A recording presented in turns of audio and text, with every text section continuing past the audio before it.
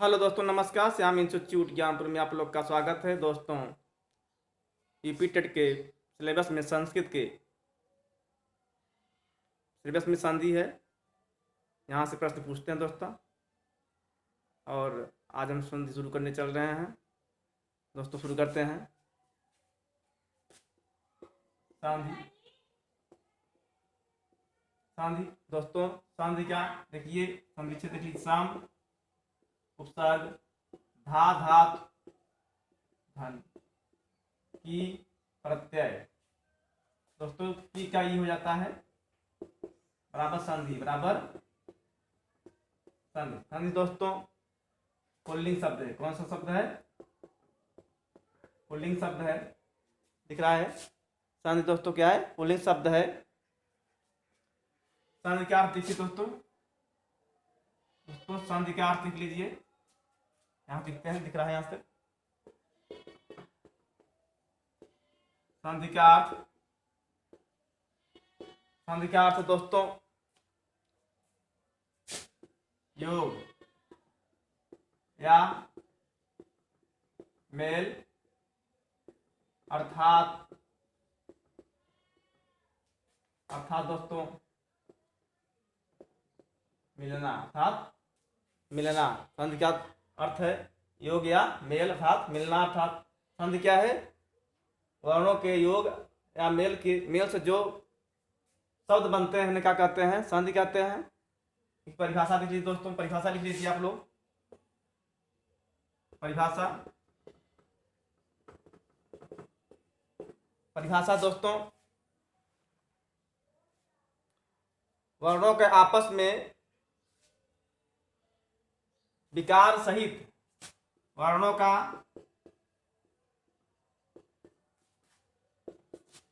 आपस में विकार, वर्णों का आपस में विकार सहित मिलना, विकार सहित मिलना दोस्तों संधि कहलाता है। संधि कहलाता है दोस्तों। अर्थात वर्णों के आपस में मिलना, विकास सहित मिलना, तथा परिवर्तन सहित मिलना संधि कहलाता है दोस्तों। ऐसा सूत्र है एक, इसे आप लोग नोट कर लीजिए। 2 मिनट टाइम दे रहे हैं आप लोग को।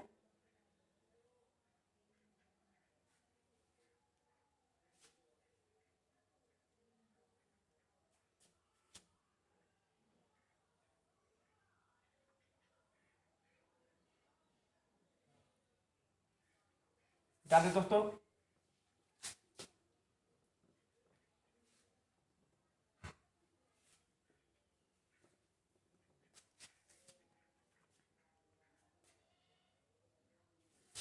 सूत्र है इसका दोस्तों, वर्णानाम परस्परम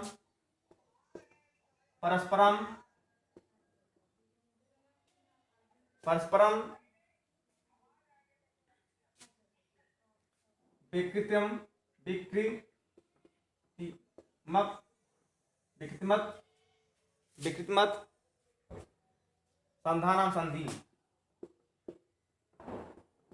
संधानाम संधि दोस्तों वर्णों के परस्पर मिलने से विकृतिम मतलब जो परिवर्तन या विकार उत्पन्न होता है उसे क्या कहते हैं? संधि कहते हैं। उसे क्या कहते हैं? संधि कहते हैं दोस्तों।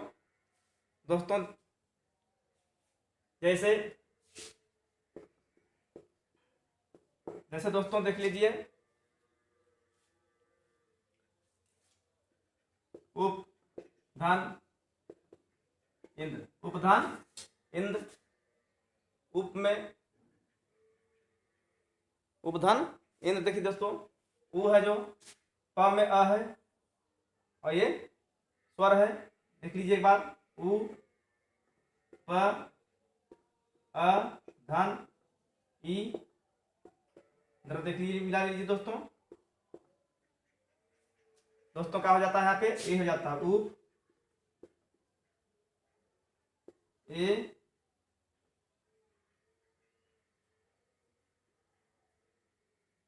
बराबर देखिए दोस्तों उपेंद्र। उपेंद्र होता है, देखिए उप, देखिए दोस्तों ये व्यंजन है, माने प है, आधा प है, माने व्यंजन का आधी मात्रा होती है। अर्धनाम व्यंजन पढ़े हुए आप लोग, बताए हैं आप लोग को, व्यंजनों की आधी मात्रा होती है। ए है, अ धन ई के योग से ए बन जाए, बना। और इंद्र क्या जोड़ने के, तो दोस्तों क्या होगा, उपेंद्र क्या होगा, उपेंद्र होगा। और देख लीजिए जैसे तक दोस्तों, गण धन ईसा, गण धन ईसा,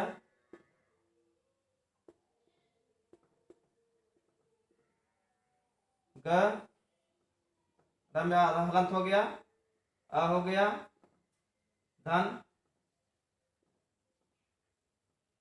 ईसा मिला, दिख रहा नहीं, दिख रहा है, नहीं दिख रहा है आप लोग को, ऊपर लिखते हैं मिटा करके। इसकी हो गया आप लोग का,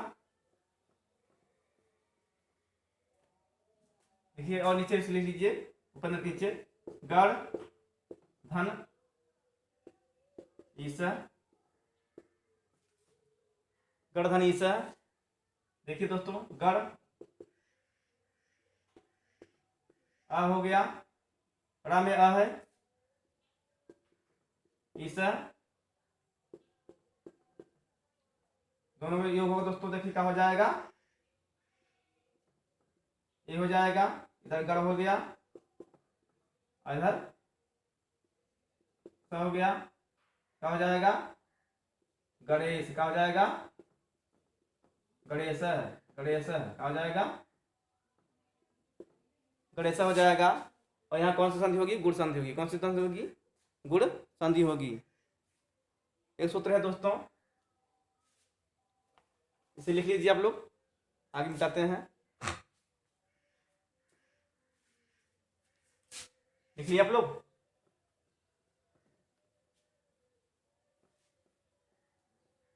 एक सूत्र है, सूत्र है दोस्तों, परम परम सन्निकर्षता संहिता, सन्निकर्ष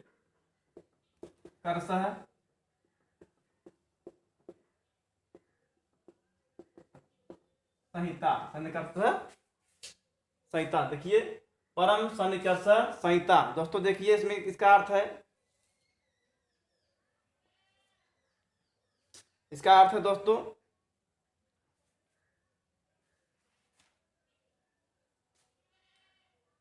परम माने संध के लिए संहिता, परम आवश्यक, परम माने आवश्यक यहाँ पे है, परम का अर्थ यहाँ पर आवश्यक से लिया है। सन्निकट माने निकट, संहिता माने संध से, संहिता माने अर्थ है संध, संहिता का अर्थ है संध, माने संध के लिए संहिता परम आवश्यक है, परम आवश्यक है, इसका अर्थ है दोस्तों। तो इसको लिख लीजिए आप लोग, अर्थात, अर्थात लिख लीजिए इसका, अर्थात दो वर्णों के, अर्थात दो वर्णों के, दो वर्णों के, दो वर्णों के, दो वर्णों के अत्यंत सन्निकट हो जाना, अत्यंत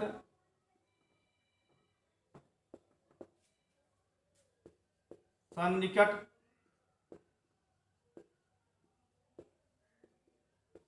हो जाना, सन्निकट हो जाना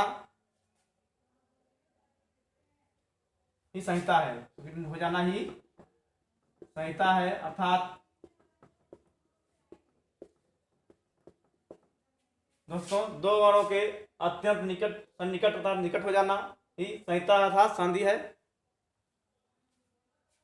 संहिता के लिए व्याकरण शास्त्र में एक सूत्र दिया गया है, उसको हम बताते हैं आप लोग को। हाँ, आप लोग नोट करते चलिए। संहिता के लिए एक सूत्र दिया गया है।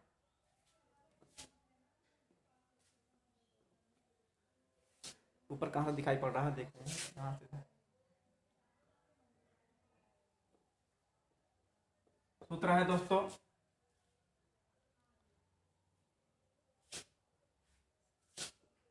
साहित्यिक पद, साहित्यिक पदे, साहित्यिक पदे नित्या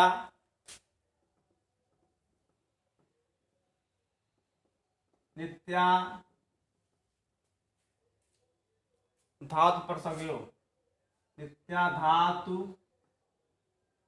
धातु नहीं दिखेगा दोस्तों, इसके यहाँ पे लिखिए, इसके बाद इसको लिखते हैं।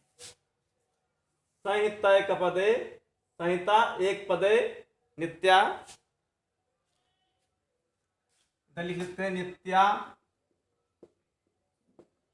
धातु सर्ग धातु धातु प्रसर्गयो, धातु प्रसर्गयो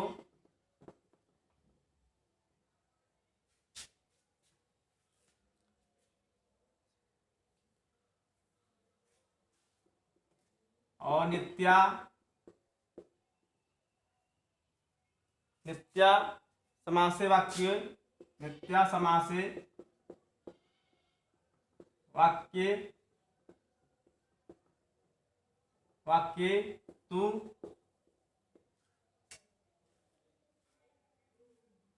तू सा बी तू सा बीवच्छाम पेक्षते, बीवच्छाम पेक्षते पेक्षते।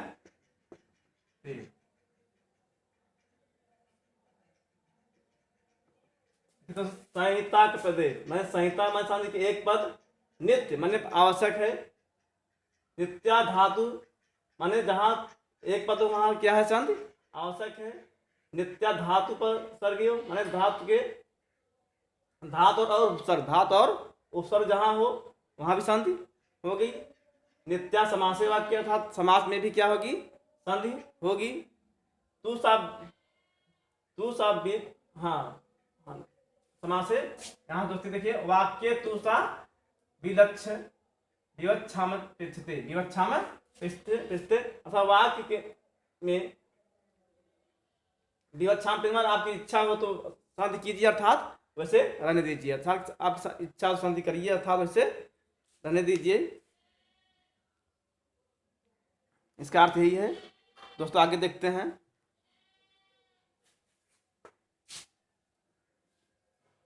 यहां से तो लिख लीजिए आप लोग। संहिता पदे संहिता के एक पद नित्य माने आवश्यक, नित्या धातु पर सर्गयो माने उपसर्ग, धातु और उपसर्ग जहां हो वहां भी क्या है संधि आवश्यक है। समास माने समास में भी क्या है संधि आवश्यक है। और तू सा वाक्य तू सा विवच्छाम पेक्षते अर्थात जहां वाक्य हो वहां भी क्या है संधि कीजिए अर्थात छोड़ दीजिए, आपके ऊपर क्या है निर्भर करता है। ठीक है, अब इसको आगे देखते हैं दोस्तों।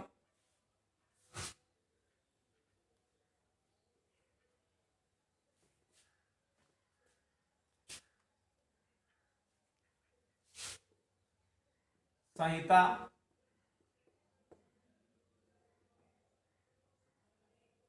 ऐसे लिख लीजिए, संहिता पदे मैंने सूत्र को हाँ व्याख्या किया जा रहा है।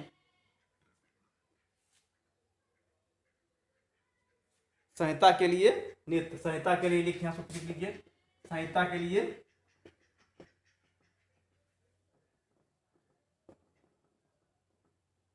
संहिता के लिए नित्य, माने संधि के लिए संहिता एक पद माने एक पद, संधि के लिए एक पद क्या है, आवश्यक है। संहिता के लिए एक पद आवश्यक है। जैसे दोस्तों नेधन अनम, अगर नेधन अनम अर्थात नयनम, नयन नेधन अनम नयनम, दोस्तों यहाँ संधि नहीं हो, यहाँ संधि है, यहाँ संधि विच्छेद है, यहाँ संधि है। तो नेधन अनम नयनम, तो एक पद माने संधि के लिए सिर्फ एक पद चाहिए, यहाँ दो पद है अलग अलग है, यहाँ संधि के लिए एक पद चाहिए। तो संहिता एक पद में संधि के लिए एक पद माने यहाँ अलग अलग नहीं कर सकते, अलग अलग करेंगे तो ऐसा हो जाएगा, एक साथ करेंगे तो ऐसा रहेगा। ठीक,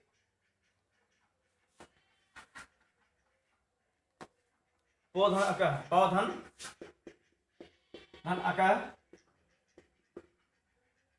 पावकह, दोस्तों पावका लिखना है तो संधि ऐसे रहेगा, इसका हम पावका नहीं लिख सकते ऐसे, क्योंकि ये पौधन अक है, पौधन अक है। यहाँ हम इसका अर्थ है संधि, संधि की एक पद होना चाहिए, ये परम नित्य माने आवश्यक है, नित्य माने आवश्यक है। अगर पावका लिखना है तो पौधन अक, ये संधि नहीं है, ये संधि विच्छेद है, और ये संधि यहाँ पे है, ये क्या है, पावका, क्या है, पावका है। दूसरा देखिए दोस्तों, धातु, धातु ऐसे लिख लीजिए, नित्या धातु पसर्गयो, पसर्ग यो, धातु पसर्ग यो, दोस्तों पसर्ग यो ऐसे लिखा जाएगा। अर्थात इसका लिख लीजिए, धातु और उपसर्ग में, उपसर्ग में संहिता नित्य माने धातु उपसर्ग में संधि और नित्य माने आवश्यक, नित्य माने आवश्यक है, नित्य माने आवश्यक है। नित्य होती है लिख लीजिए, नित्य होती है। उदाहरण जैसे देख लीजिए, जैसे प्रति धन आगच्छत, धन आगच्छत, दोस्तों इसका अर्थ हुआ प्रत्यागच्छत,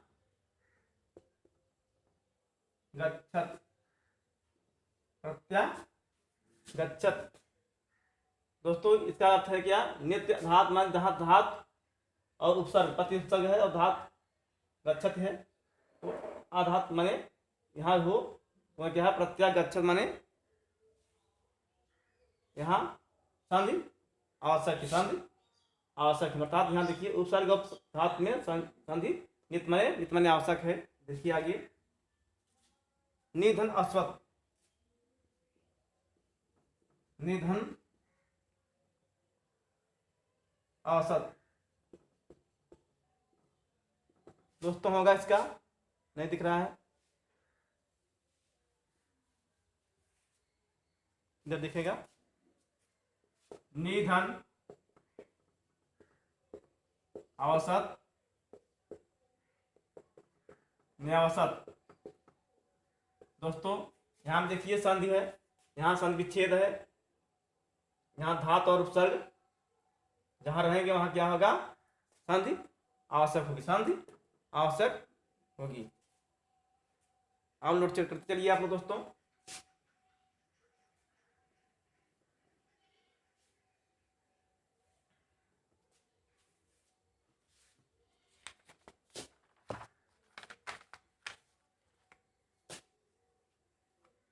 आगे देखते हैं दोस्तों, नित्या समासे। नित्या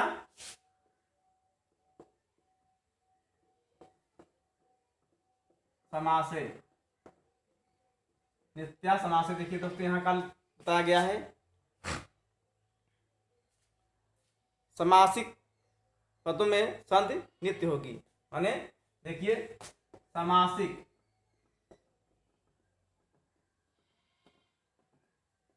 पदों में संहिता नित्य, माने संहिता माने संधि, संहिता नित्य होगी, होती है लिख लीजिए, होगी नहीं। समासिक पदों में संहिता नित्य होती है, अर्थात संहिता का अर्थ होता है संधि, संहिता का अर्थ होता है संधि होता है। जैसे इसका एग्जाम्पल लीजिए, जैसे गंगा, गंगा धन उदकम,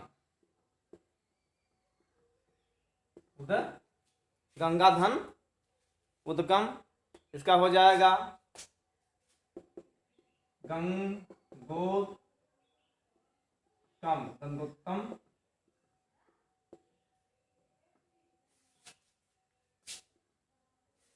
माने दोस्तों जहां समास पाया जाएगा वहां भी क्या संधि न आवश्यक होगी, संधि क्या होगी आवश्यक होगी। देवस धन आलय देख लीजिए, देवस धन आलय है, देवस धन आलय है। देखिए दोस्तों यहाँ इसका लोप हो जाता है, इसका क्या हो जाता है लोप हो जाता है, इसका हो जाएगा देव धन आलय, देव धन आलय बराबर हो जाएगा देवालय है, हो जाएगा दोस्तों देवालय हो जाएगा। यहाँ भी क्या है जहाँ समास का पद होता है वहाँ क्या होता है संहिता संधि, संधि क्या होती है नित्य अर्थात आवश्यक होती है, नित्य मतलब आवश्यक होती है, नित्य आवश्यक होती है। दोस्तों आगे देखते हैं, लास्ट है दोस्तों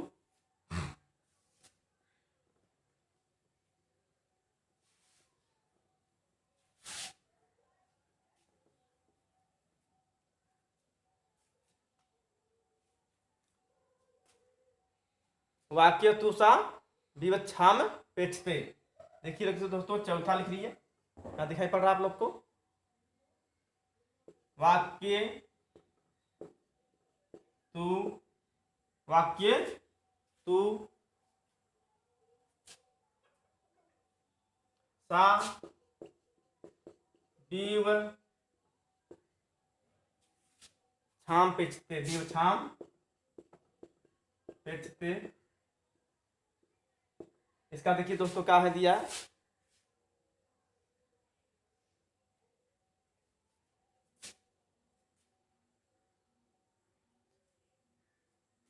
देखिए वाक्य में संधि,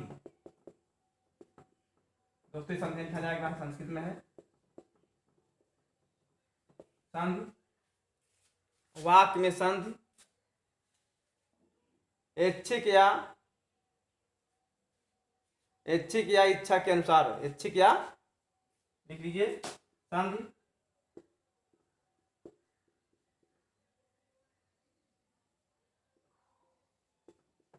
ऐच्छिक या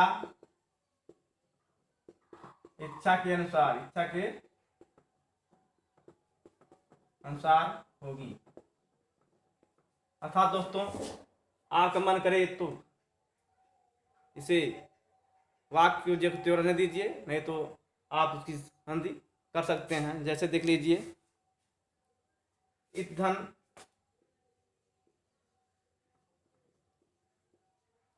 इत्थन अलम, इत्यलम, नहीं दोस्तों ये तो नहीं है, दूसरा है। जैसे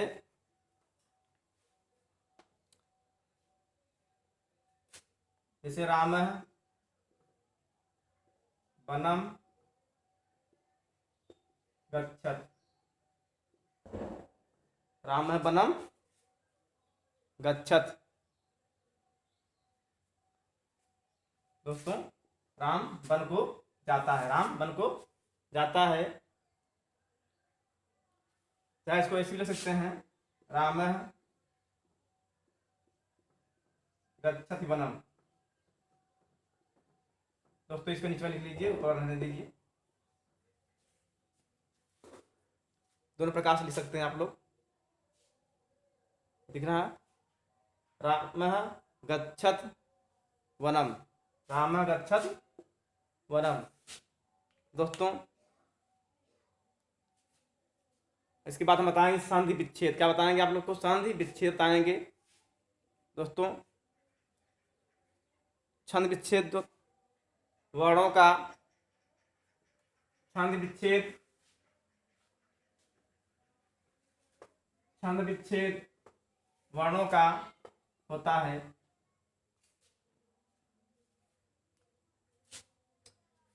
ये दोस्तों संधि विच्छेद, संधि विच्छेद, विच्छेद मतलब होता है तोड़ना। विच्छेद मतलब क्या होता है? तोड़ना। माने वर्णों को, शब्दों को तोड़ना ही क्या है? संधि विच्छेद है। जैसे किसी दोस्त को अलग हो जाना, जैसे मतलब एकदम से टूट जाना, दोस्ती टूट जाना, ये भी संधि विच्छेद का ही उदाहरण मान लीजिए। शादी विवाह से विवाह होता है तो एक दूसरे से अलग हो जाते हैं, टूट जाती रिश्ता है, तो भी संधि विच्छेद, वहाँ भी शिवा ऐसा होता है। जैसे दोस्तों दो स्वरों के मेल से जो परिवर्तन होता है, जो वर्ण अलग अलग हो जाते हैं, उसे क्या कहते हैं? संधि विच्छेद कहते हैं। लिख लीजिए तो इसका परिभाषा लिख लीजिए। संधि युक्त, युक्त माने संधि युक्त वर्णों के परस्पर परस्पर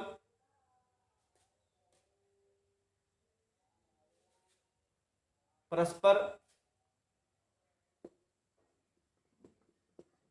अलग होना ही संधि, अलग होना ही संधि विच्छेद कहलाता है। संधि विच्छेद कहलाता है।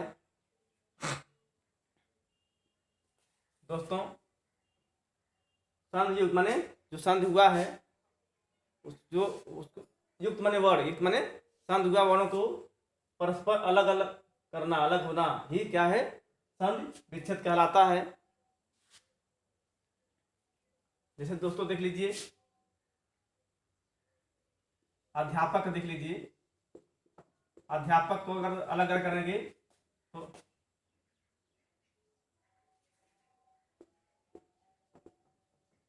इसका मत लिखिए, दूसरा लिख लीजिए। जैसे रमेशर लिख लीजिए,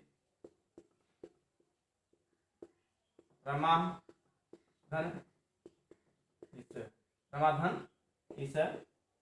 इसका संधि विच्छेद हुआ, रमेश का संधि विच्छेद रमाधन ईसर। परीक्षा में पूछ लेता है कभी कभी कि रमेश का संधि विच्छेद बताइए, तो रमाधन ईसर। गणेश का गणधन ईसर। और जैसे विद्यालय पूछ लिया, विद्यालय संधि विच्छेद बताइए, विद्यालय का विद्यालय संधि विच्छेद होगा दोस्तों विद्याधन, विद्याधन आलय, विद्याधन आलय, विद्यालय संधि विच्छेद क्या होगा? विद्याधन आलय। और भी देख लीजिए दोस्तों का दो, और देख लीजिए,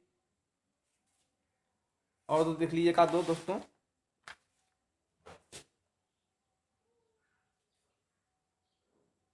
जैसे देवालिया देख लीजिए, देवालिया दिख रहा है? नहीं दिख रहा है? यहां देख लीजिए, देवालिया का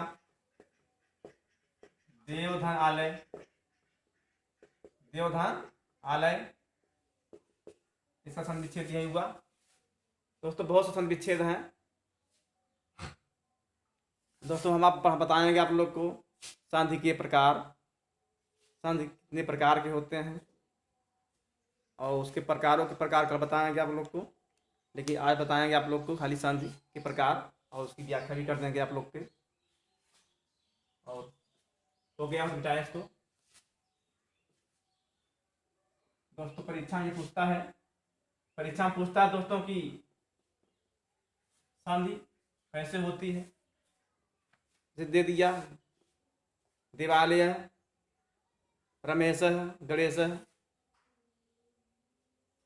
तो बोल दिया कि संधि विच्छेद कौन सा है। तो रमेश का धर्माधन ईश, गणेश का गणधन ईश, देव का देवधन आलय है, इसका संधि विच्छेद हुआ दोस्तों। दोस्तों देखते हैं संधि के प्रकार, संधि के प्रकार देखते हैं दोस्तों। संधि के प्रकार मुख्य रूप से दोस्तों संधि के 3 प्रकार होते हैं। संधि के 3 प्रकार होते हैं। संधि के 3 प्रकार होते हैं दोस्तों। पहला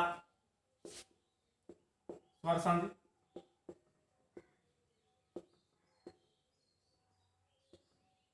दूसरा व्यंजन संधि, तीसरा दोस्तों विसर्ग संधि होता है। विसर्ग संधि होता है। स्वर संधि, व्यंजन संधि, विसर्ग संधि। दोस्तों स्वर संधि दोस्तों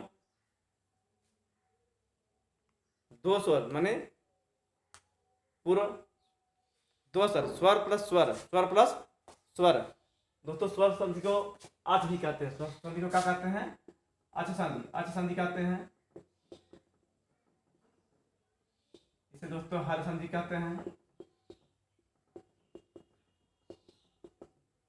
स्वर संधि को अच संधि भी कहते हैं और व्यंजन संधि को हल संधि भी कहते हैं। स्वर संधि दोस्तों स्वर साथ स्वर ही मिले, स्वर साथ स्वर ही मिले उसे स्वर संधि कहते हैं। और व्यंजन संधि के साथ स्वर भी मिलेगा और व्यंजन भी मिलेगा तो वहाँ व्यंजन संधि हो जाएगी। और विसर्ग के साथ स्वर और व्यंजन दोनों मिलेंगे तो उसका जो उत्तर पद आएगा विसर्ग संधि कहलाएगा। दोस्तों देखते हैं बारी बारी देखते हैं दोस्तों।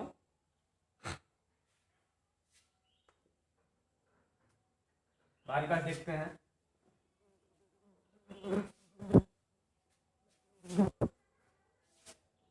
स्वर संधि,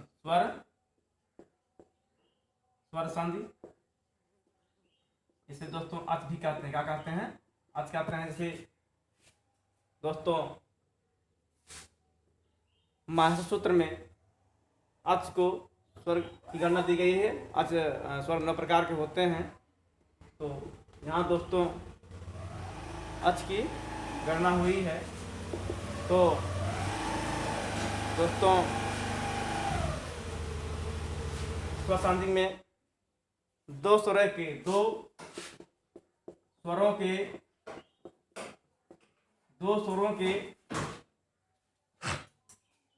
वर्णों के मेल, 2 स्वरों के वर्णों के मेल से, वर्णों के मेल से जो विकार या दोस्तों परिवर्तन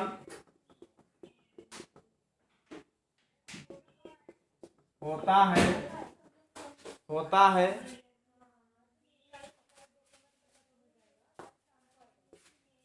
उसे स्वर संधि कहते हैं। उसे स्वर संधि कहते हैं। देखते हैं दोस्तों एक बार देखते हैं हम स्वर संधि अर्थात अच जो न होता है उसी को हम कहते हैं स्वर संधि कहते हैं।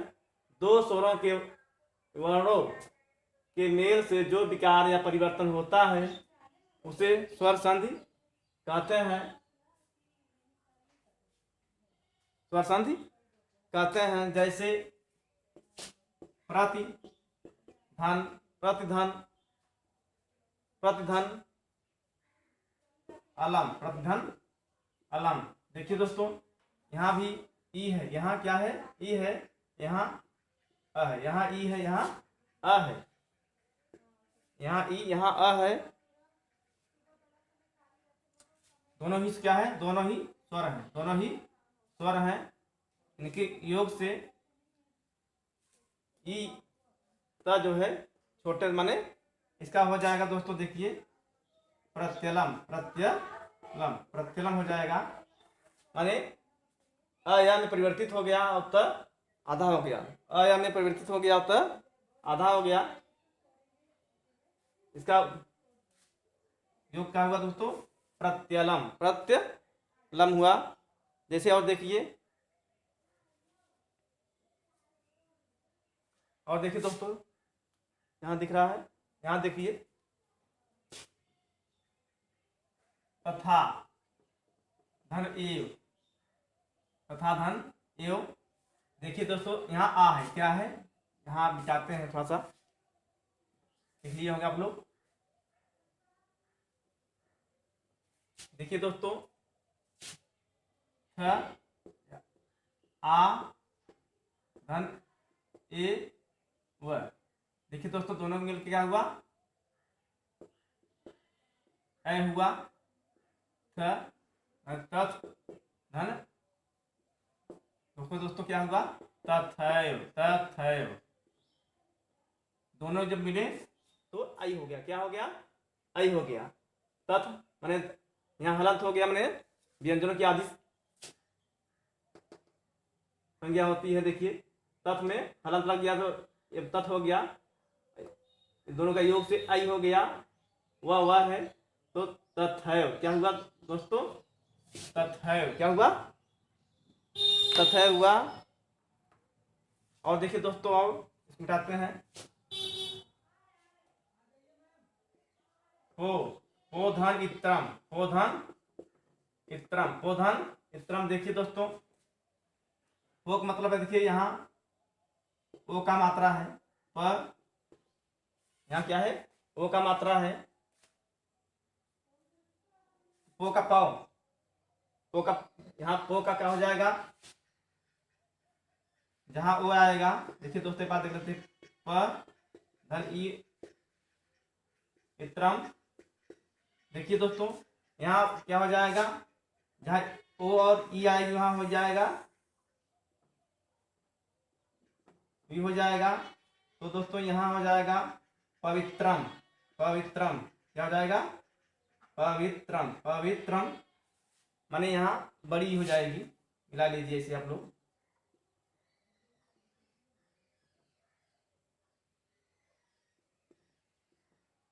पवित्रम,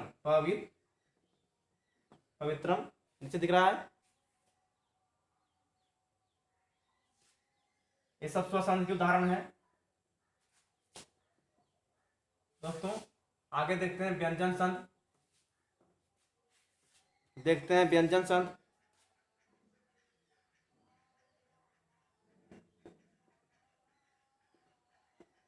व्यंजन संधि,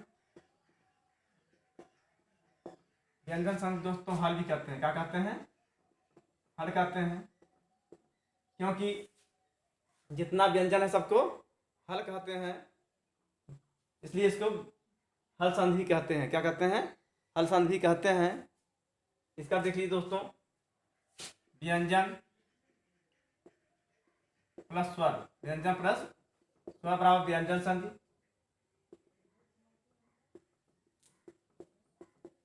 व्यंजन, देखिए दोस्तों, व्यंजन प्लस व्यंजन बराबर व्यंजन संधि। व्यंजन माने अगर व्यंजन के साथ स्वर आए तब पर भी क्या व्यंजन होगा, व्यंजन साथ व्यंजन आए तब पर भी क्या होगा, व्यंजन ही होगा, क्या होगा, व्यंजन ही होगा। जैसे दोस्तों देखते हैं, परिभाषा चाहे तो लिख सकते हैं आप लोग, बोलते हैं, बोलते क्या लिख देते हैं आप लोग को, व्यंजन लिख लीजिए, जब व्यंजन, जब व्यंजन के बाद, जब व्यंजन के बाद स्वर या व्यंजन वर्ण वर्ण, व्यंजन वर्णों लिख लीजिए। वर्णों के आने से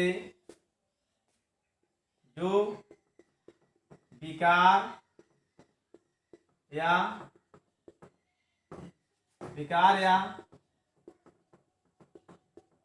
परिवर्तन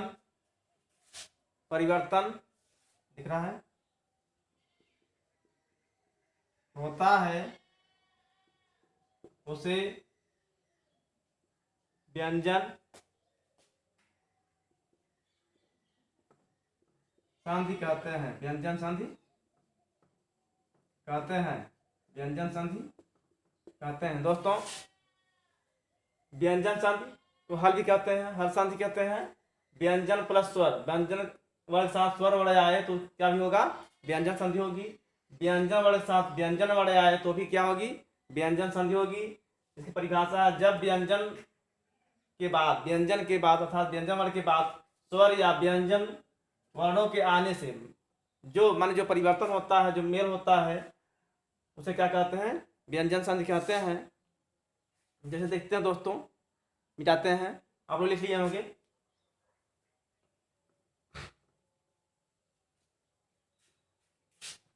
जैसे दोस्तों लिख लीजिए वाक धन ईस। दोस्तों देखिए, एक व्यंजन है, क्योंकि ये आधी मात्रा इसकी है, ये व्यंजन है, और यहाँ बड़ी ई है, ये स्वर है। क्या है, स्वर है। और व्यंजन दोनों के मेल से क्या होगा, वागीश। क्या होगा दोस्तों, वागीसा होगा। ये कौन सा संधि हुई, विसर्ग संधि, व्यंजन संधि। कौन सा संधि हुई, व्यंजन संधि हुई। और देख लीजिए दोस्तों, सत धन चित, देखिए दोस्तों, विसर्ग, यहाँ व्यंजन है, यहाँ छोटी मात्रा है, तो दोनों का योग क्या होगा दोस्तों, सच्चित। क्या होगा, सच्चित।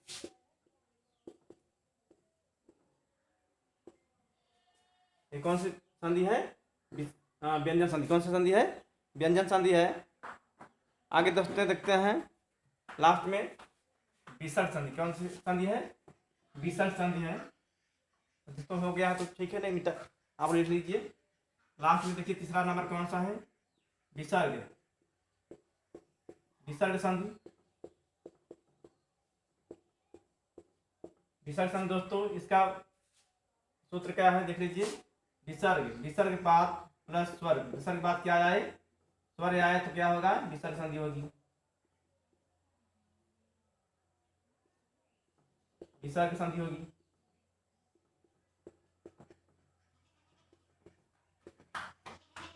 और दोस्तों व्यंजन के बाद विसर्ग बाद व्यंजन आए, तो भी क्या होगी, विसर्ग। कौन संधि होगी, विसर्ग संधि होगी। विसर्ग संधि होगी। आगे देखते हैं दोस्तों, ऊपर मिटाते हैं, आप लोग लिख लिए होंगे। ऊपर परिभाषा लिख लीजिए दोस्तों। जब विसर्ग के साथ, विसर्ग दोस्तों लिख लीजिए, विसर्ग के साथ के बाद स्वर या व्यंजन, विसर्ग के बाद स्वर या व्यंजन वर्णों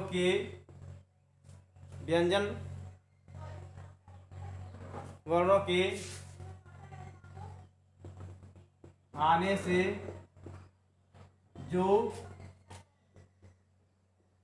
विकार, दोस्तों वही परिवर्तन विकार या परिवर्तन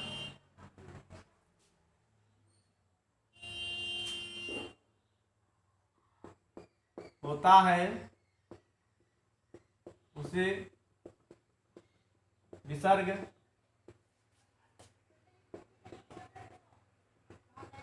संधि कहते हैं। विसर्ग संधि कहते हैं। दोस्तों इसका वो लिख लीजिए आप लोग, जैसे जैसे धनु धन टंकार, धनु धन टंकार, इसका होगा दोस्तों धनुष टंकार, धनुष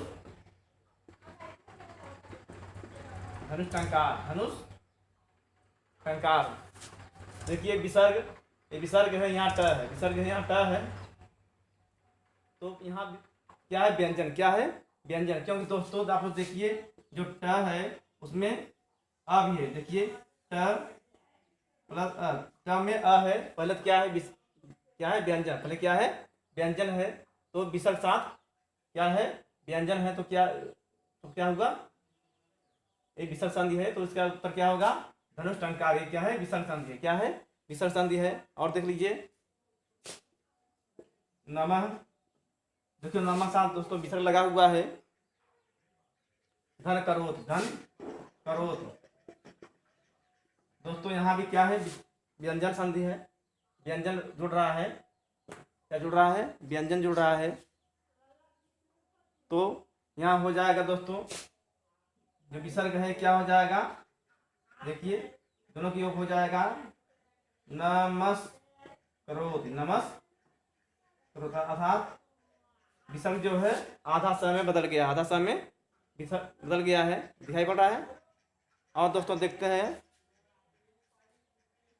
और देख लीजिएगा क्या देखते हैं,